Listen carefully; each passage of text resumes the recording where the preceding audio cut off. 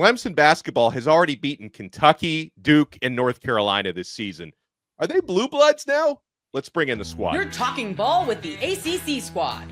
From Florida State to North Carolina, from Syracuse to Miami, and from NC State to California, it's the local experts of the Locked On Podcast Network, bringing you scoops, breakdowns, and the most comprehensive preview of the upcoming ACC weekend. Hang on, it could get loud, it could get heated, and it will definitely be fun. Squad up, you're part of the ACC squad.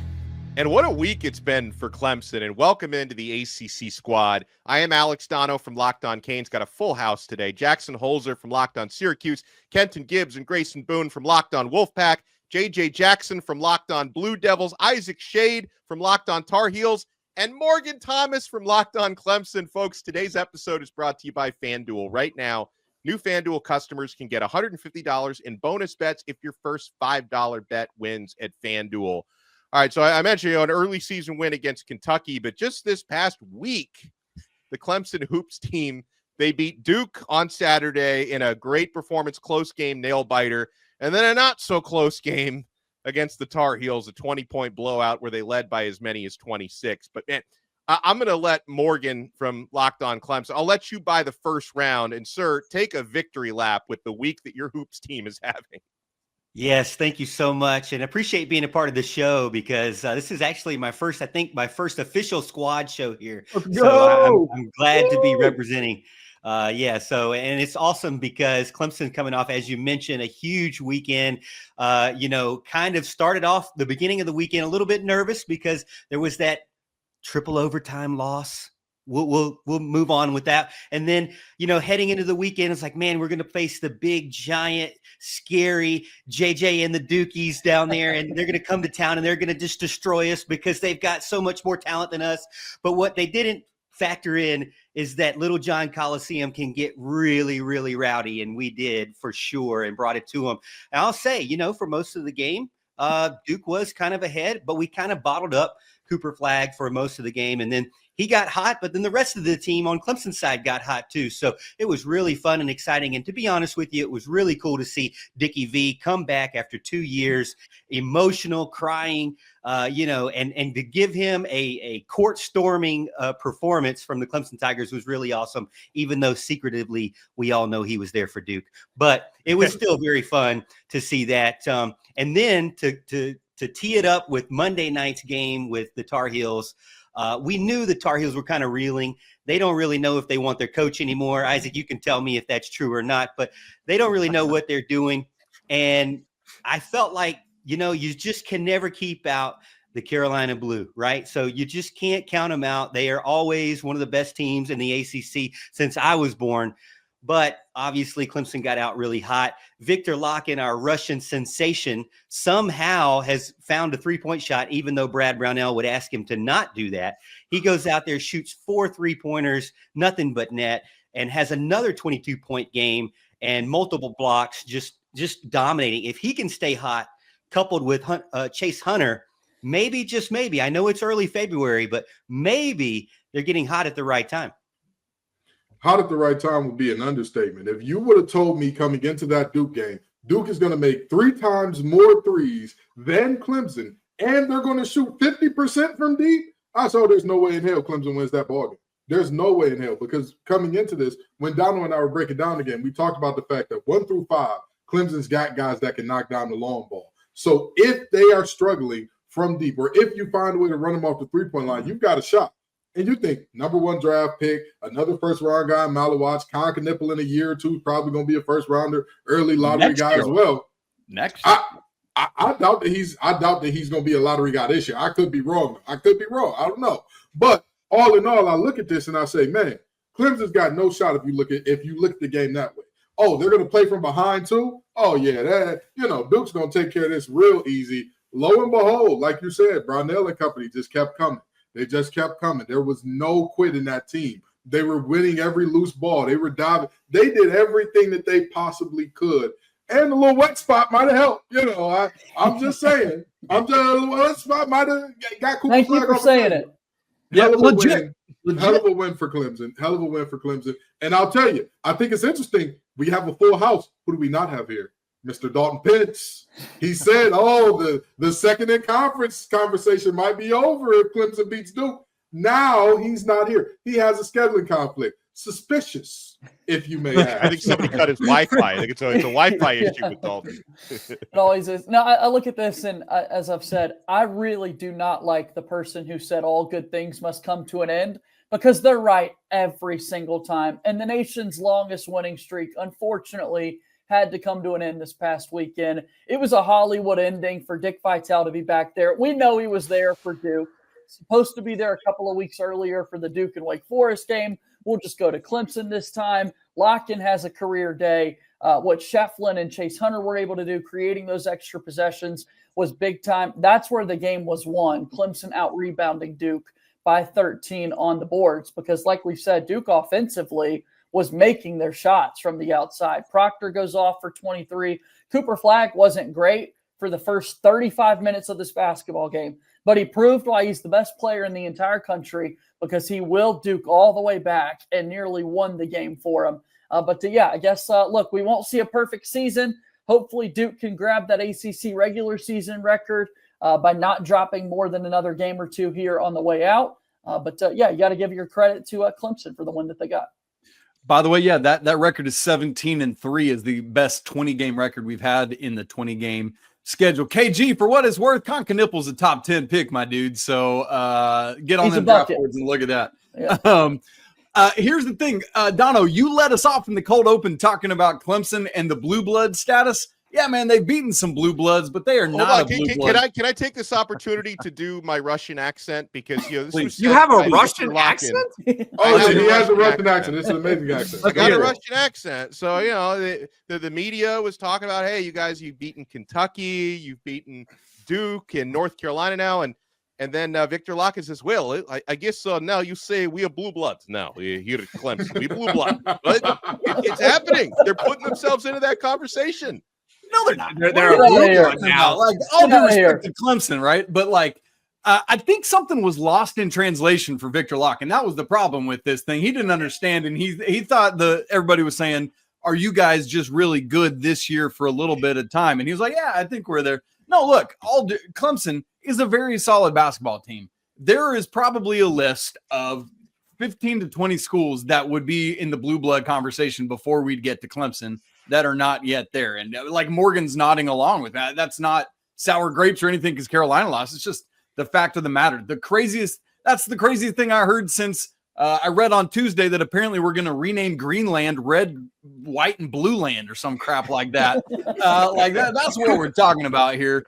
And so all due respect to Victor Lockett, man, but also, was he serious when he said this, or was it tongue in cheek? No, I read an article saying he was joking.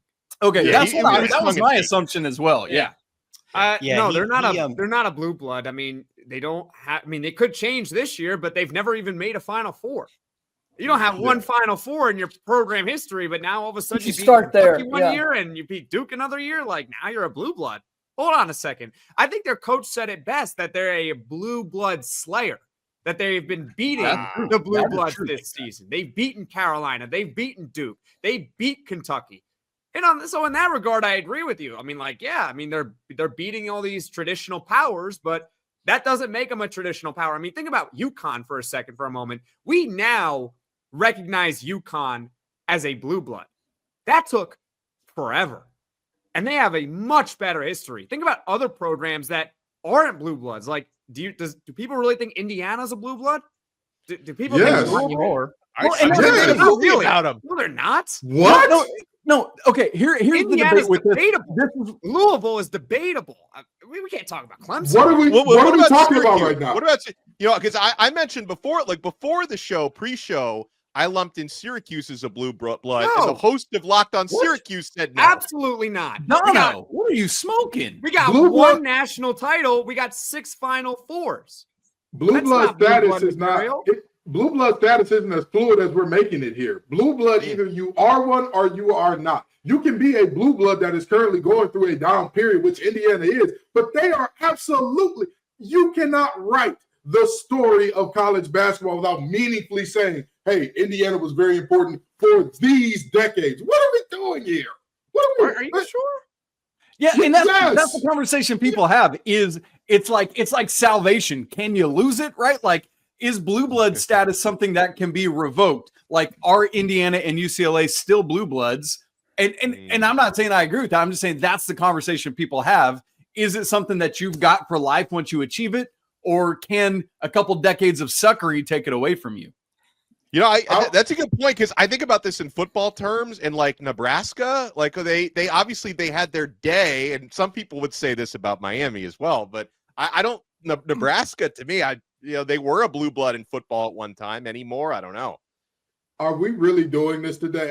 Thank God the Midwestern guys on this show. What are we doing right now? Nebraska is objectively a blue blood in football. Yes, they've had decades down. Absolutely. Would I argue, hey, they're one of the better blue bloods right now? No, hell no. They got a guy that's cosplaying Patrick Mahomes at quarterback. It's very weird.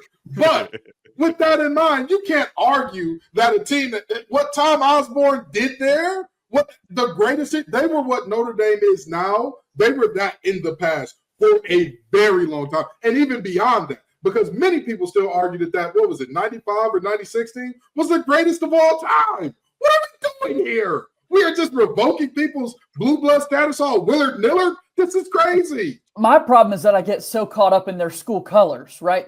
We're calling blue bloods for Indiana or Clemson or whatever. And Clemson football has a better case. Oh my God! Yeah, they do have a case. They absolutely do have a case. Again, they earned their way in.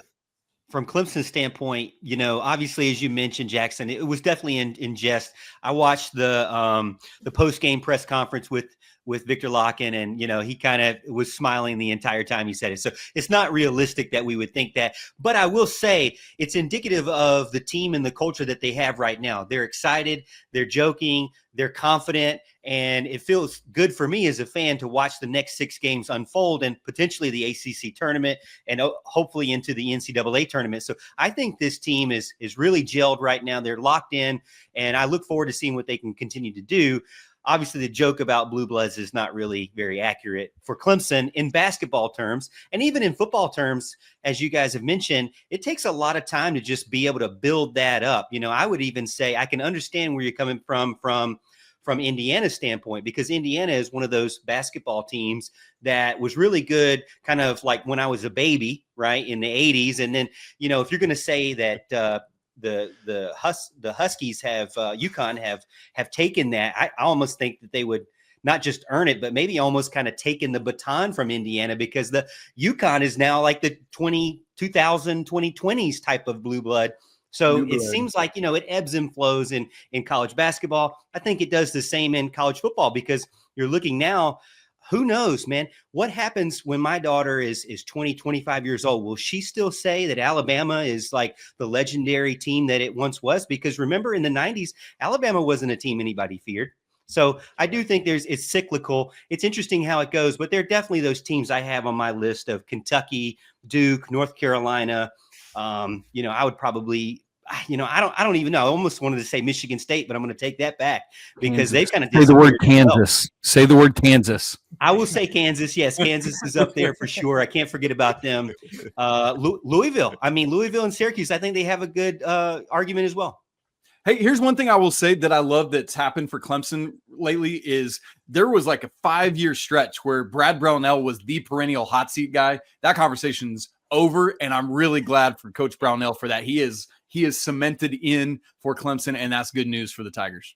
Brownell later on in this episode, he was hanging on to Gabe DeVoe's amazing Sweet 16 performance. Now that's the thing of the past. He is definitely locked in for long term. Well, it's especially great we have Morgan with us, because we do want to talk some ACC football later on, and Clemson are the odds-on favorites. I did check FanDuel this morning to win the next ACC championship, but we'll continue the hoops conversation because, we've been talking about Duke all season long, but who else in the ACC could possibly surge into the NCAA tournament and surge through that tournament? You want to keep it locked right here? We got the squad together on Locked On ACC. Oh, and the squad loves them some FanDuel, as I certainly do. When the game tips off, the NBA action is just getting started. There's no better place to get in on it than FanDuel, America's #1 sportsbook. With FanDuel, you can place live bets throughout the game. So even if you miss the opening tip-off or want to bet on a fourth quarter comeback, I love doing that, you can stay in the action. And if you're looking for a bigger payout, you can even combine your live bets into a same-game parlay. I love using FanDuel's live betting feature because it keeps every moment of the game exciting. Whether I'm backing my team for a late game rally or picking a player to hit a clutch three, I never feel like I missed my chance. Plus, the app is easy to use, and when you win, you get paid instantly. Right now, new FanDuel customers can get $150 in bonus bets if your first $5 bet wins. Just visit FanDuel.com to join today. That's FanDuel.com for your shot at $150 in bonus bets. Make every moment more with FanDuel, the official sports betting partner of the NBA. Welcome back to the ACC Squad. Make sure for your next listen, you check out all of our other shows. We have a lot of them represented today. Locked on Syracuse, Locked on Wolfpack, Locked on Clemson, Locked on Tar Heels, Locked on Blue Devils. So we do have some blue bloods in here from a college basketball sense. But folks, we talk about, peaking at the right time, and Clemson seems to be doing that. I'll let whoever wants to take this, maybe Isaac Shade, the host of Locked on College Basketball. Do you look at a team like Clemson as one that can, if NC State could do it last year through the NCAA tournament, shouldn't have even really been there. They got in. Can a team like Clemson make a run? They absolutely can, but not in the same breath as what we said about NC State, because without the ACC tournament run, NC State's not sniffing the NCAA tournament. Honestly, and right that's now, what I meant, fellas. I was getting some dirty looks from Kenton and Grace. That's what I meant. It was an improv. Yeah, Dono, we can step outside after this recording if you want to. You know what I mean? We can handle it that way. But proceed. No, honestly, forgive me for the shot I'm about to take. NC State's just got to worry about making the ACC tournament this year. And so the thing is with Clemson, it's not just could they go on a run. They've really, I was coming into this year, PJ Hall's gone. Who is this team going to be? Can they find something in the front court? And Victor Locken is a completely different five than PJ Hall was. But man, that combo of him with what Ian Shefflin brings to the table, I tell you, who's been a little bit of a revelation for them is Jaden Zachary. He was great on a not good Boston College team, but he's been such a calming floor general for this team. Here's the other thing I really like about what Clemson has done right now is Chauncey Wiggins was sick this weekend, didn't start the game against Duke. Instead, Dylan Hunter was inserted into the starting lineup alongside his brother. And I actually think that makes Clemson a better team, even though it takes some of that size away, where they were starting 6'10 and a half, 6'8, 6'11 and a half across 3, 4, and 5 there. But I love the Hunter brothers together, along with Jaden Zachary, Locken, and Shefflin. The chef, man, he's always cooking. I love that starting five. And I think Clemson could be in really good shape. As you said, they've kind of vaulted Louisville back into that conversation to be the number 2 ACC squad. And I absolutely think they could make some NCAA tournament noise. We're to the point where it feels like I've got to take the losses from the Duke perspective to bump up everyone else within the conference. What are we doing? What are we doing at this point where everybody else is at this point where it doesn't matter who you beat unless you beat Duke so far this year because of the way the rest of the league is gone? That's crazy. I never thought we'd be in this position, but here I am, guys. I've got to take these losses so that there could be more teams from the ACC that could possibly join me in the big dance. What a gracious group of guys you and John Shire are. What a gracious group. They're handing out wins. They're handing out wins. Anyone worthy of a win gets a win. But I will say this. If you talk about teams that are going to make the tournament out of ACC who could make a run, all of them can. All of them can. You know why all of them can? What matters in tournament play? Guard play and experience. Those are the two things that everybody says, hey, if you have those two things in droves, you can find your way into that Cinderella type of territory. Does Louisville not have both of those?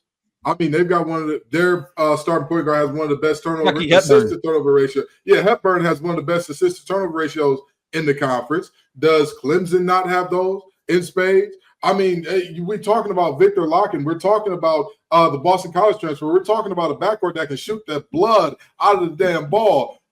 Can Duke do that? They're expected to. Nobody would even be surprised by Duke making a run because, like JJ said, they are elite. So any ACC team that makes it can make a run. And also, have we not learned this lesson? I feel like that episode of SpongeBob where they're like, how many times do we have to teach you this lesson, old man?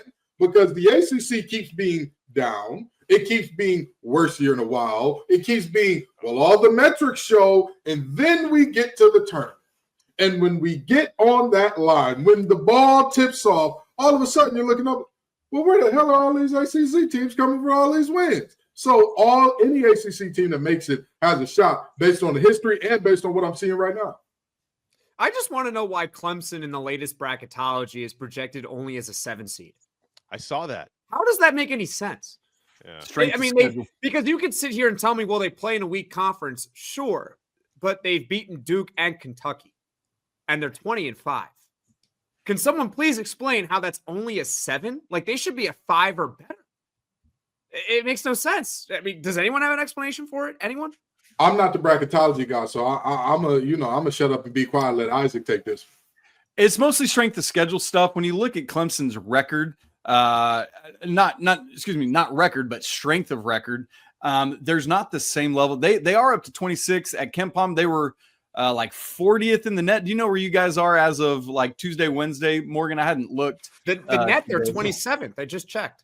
Yeah, in the net. So that's a nice bump up. But yeah, I mean, the loss to South Carolina hurts, although that's away, so you'll take that. But in terms of great wins, Clemson doesn't have a great strength of schedule from that, like in the non-con slate. And then there's just, because of what the ACC collectively did, that hurts both Clemson and Duke's resume. And that's just, again, us getting dumped on as a conference because of the perception of where things are. Because once the non-con is said, it doesn't matter what you do in conference, unless you're beating Duke this year, the way it looks, you can't get a good win. There's only so many quad 1, quad 2 opportunities. So every team, they beat Kentucky, though. That's the only issue that I have with that. They beat, what? Say it again, Jackson. They beat Kentucky. I was just about to say, does every team in front of them, in terms of the 6 seeds and better, all have wins against a Duke and Kentucky caliber program right now? Am I crazy? First off, Kentucky's in a bad spiral right now. They've lost like 4 out of 6. And so, like, let's kind of put that one aside. It's still a good win, but it's kind of taken some dents lately. And no, not everyone above them has that single caliber win, which that's a massive feather in Clemson's cap. But the other conferences are so loaded that it's more about quantity rather than singular quality for these other teams. Well, when we come back here on Locked On ACC, we'll shift gears to some football. And that, by the way, Isaac is waxing poetic and flexing on this hoops knowledge. And I know we can do that about football as well. Actually, North Carolina, one of those teams that's got their win total out there on FanDuel, along with 3 others in the ACC. We will break it down. Who's going to win the conference? Who's going to win 10 or more games? You want to keep it locked right here to the squad.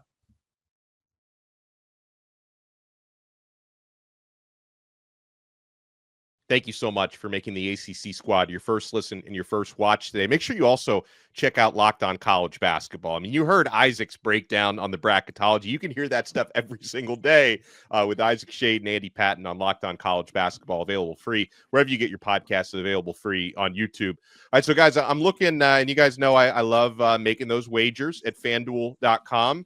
And we already have a handful. They're kind of releasing these in stages, football win totals, over-unders for next year. A handful of ACC teams have their numbers out, including Clemson, Louisville, Miami, and North Carolina. Now, unsurprisingly, Clemson has the highest of those win totals at 9.5, and the Tigers are favored to win the ACC this coming season. Miami and Louisville are at 8.5, and North Carolina, Isaac, they come in at 7.5. So there's some faith in Coach Belichick to maybe win 8 or more games in his first season in Chapel Hill. There is. I swear to you, I cannot wait. I cannot wait. I am going the way that I'm going to light up that Belichick pack and smoke it when them boys get when they get the wheels whooped off them against NC State once again. Oh, it is going to be a joyous day. But I will say this. Isaac was talking about this pre-show, and I need to talk about it here. FanDuel ain't stupid. They're about the money, the Skrilla, the greenbacks. And you know what gets that? Coaches that get attention, players that get attention. You know, you remember a few years ago when Trae Young's Oklahoma team made the NCAA tournament when everybody knew they had no business. How'd they end up there? The money, the odds, the attention. That's the same way they ended up with odds on FanDuel. Because, again, who is their quarterback? Who is going to be throwing the football over there?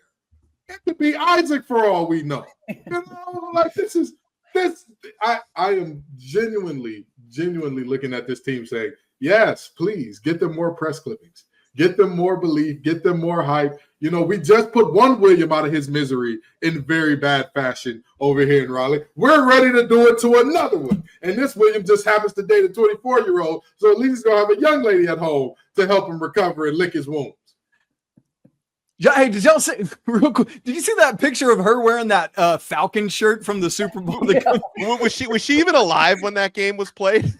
I'm not sure. 10.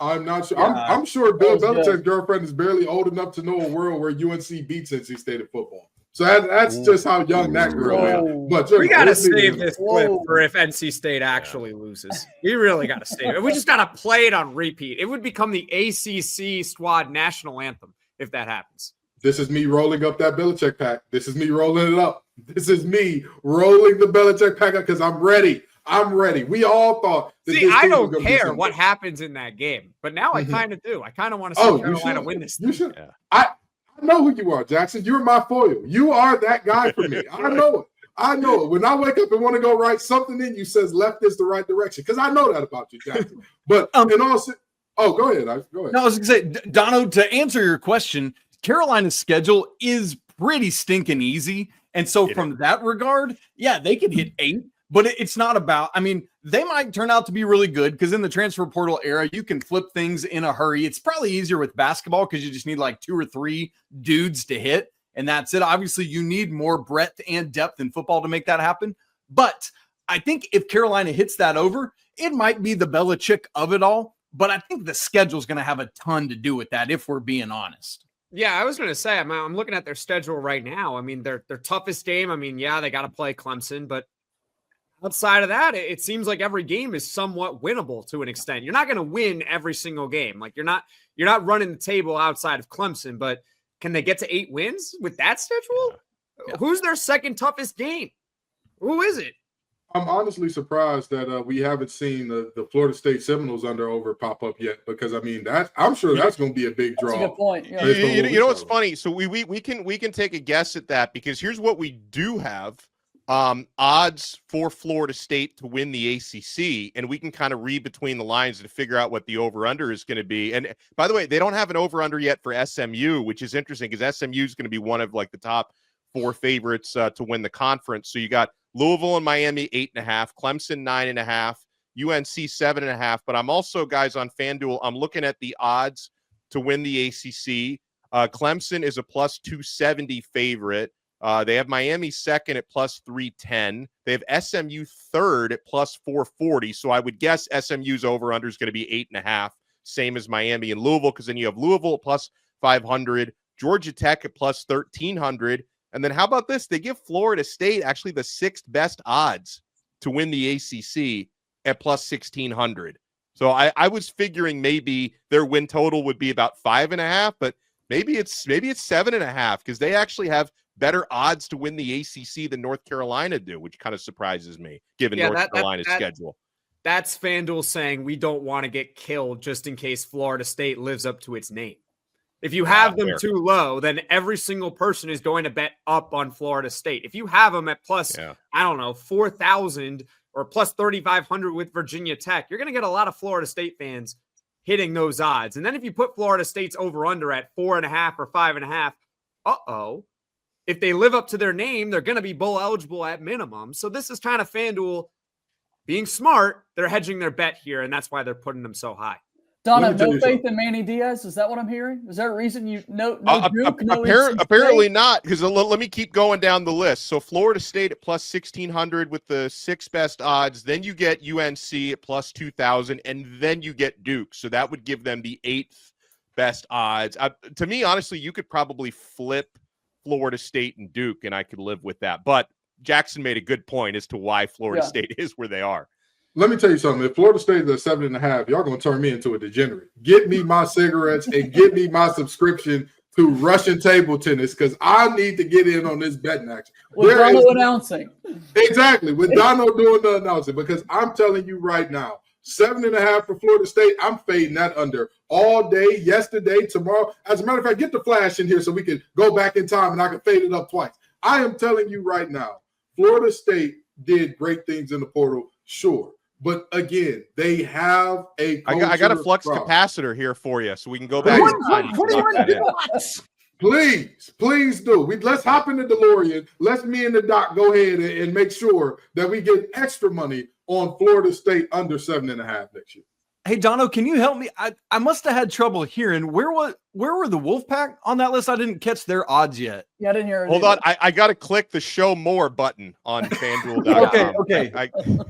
At least Wolfpack have odds right now. Hey, Isaac, how's your man William doing? How's William Brown doing? He all right? He good in retirement? Y'all make sure he's straight? Because it didn't look good. It didn't look good last time we saw him. His team got whooped on the field. Let me tell you the rest so we can get down to NC State. So I mentioned Duke has the 8th best odds at plus 3,000. Then Virginia Tech plus 3,500. Then Syracuse at 10th plus 5,000. Then Cal at 11th at plus 6,500. NC State tied for 11th with Cal at plus 6,500. You know what, Kenton? If we turn you into a degenerate, if you put $100 on NC State and you kind of forget about that after like 7-8 months, and then they win the ACC, you got 6,500 in your account. Let me tell you something. Do I believe in NC State to win the conference outright? Absolutely not. No, that's not where this program is right now. But do I believe in them to win on Thanksgiving weekend? Yes, absolutely. Hell yeah. Let me explain something to you. I just was talking about the fact that I got 10 nephews and nieces. 2 of them just born. We love you. Knox and Kenzie, super excited to meet you. Now, with that being said, half of them don't know a world. Half of y'all kids who have kids up here don't know a world where UNC beats NC State in football. So Bill Belichick's girlfriend barely knows of a world, just barely by about 3 days knows of a world where that happens. So, I'm comfortable with that game. Now, NC State winning the conference overall, hold on, buddy. Not that much of a degenerate yet, but I might think about it. Those are pretty good odds. We'll get you there. I think about it. FanDuel, thank you for the $100. The all-time series records got a little too close lately with these 4 straight wins for NC State. Now it's down to Carolina 68 wins, NC State 40. It's a little too close for comfort. Oh boy! Now we're talking about the game where people who look like me weren't even allowed in the school, and the helmets were soft. Oh boy! We're going backwards. We can go backwards to the pandemic. We can go backwards to the invention of the iPhone. We can go backwards to the 2000s. Either way, as long as you make sure that the schools are integrated, it doesn't work out too well for UNC. It doesn't work out too well for y'all boys. Sorry to tell you. I don't know where we go from here, so this is probably a good time to wrap it up. It's a tremendous. I always have such a great time with you guys. Tremendous job as always. Jackson Holzer from Locked On Syracuse, Kenton Gibbs and Grayson Boone from Locked On Wolfpack. A huge welcome to Morgan Thomas from Locked On Clemson. So happy to have him aboard the channel and the squad. JJ Jackson from Locked On Blue Devils, Isaac Shade from Locked On Tar Heels and Locked On College Basketball. Check those shows out, and we'll talk to everyone next time on another episode of The Squad right here on the Locked On Podcast Network. Your team every day.